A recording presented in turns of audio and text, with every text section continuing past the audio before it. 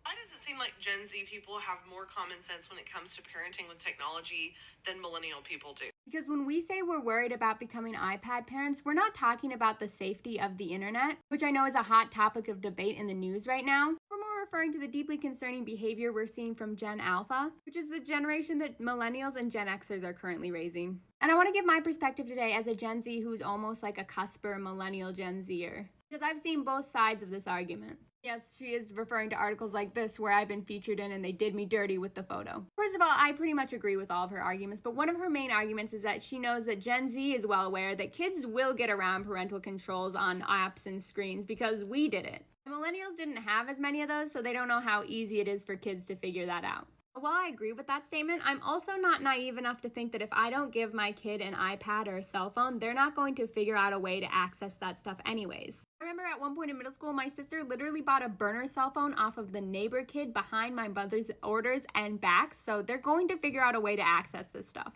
I was at a concerning age when websites like Chatroulette and Omega were popular and first dropped. And we always had friends whose parents were too strict to let them do stuff like that, obviously. So we'd all just go over to someone else's house whose parents didn't keep locks on the desktop. So they're gonna figure out a way to access things on the internet they shouldn't be seeing one way or another. It is an unfortunate reality and very concerning, almost rite of passage on the internet until all of these sites figure out how to protect children and people in general better. Like there were always kids in the lunchroom begging for a turn on your iPod. And you shared it with them because you were friends. So my opinion is that my kids will be getting iPads because technology is important to learn, and if you don't give them access to technology, you're really stunting them in the long run. And most studies and research indicate that it's not the presence of it, it's the excessive unregulated use of it all that's leading to behavioral and developmental issues. But it's going to be used in the same way we would use our Leap pads or the desktop computer at home. At home, it stays in a certain area, or it's just heavily monitored, and you get a very limited amount of usage of it every day or week. If we're out running errands and doing something in a public space for a super long time, or on road trips or airplanes, of course it will go with us.